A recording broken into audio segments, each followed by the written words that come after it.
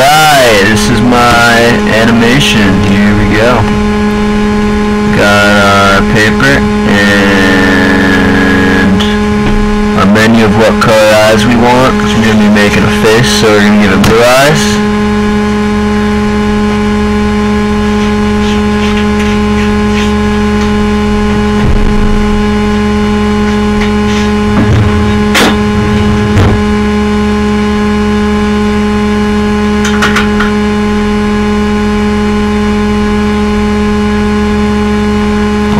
And we have a face. Awesome. So how does that work? Well, here's how it works. Here's my script here. We got some rotation going on to help out with the eyes. That happens a couple of times.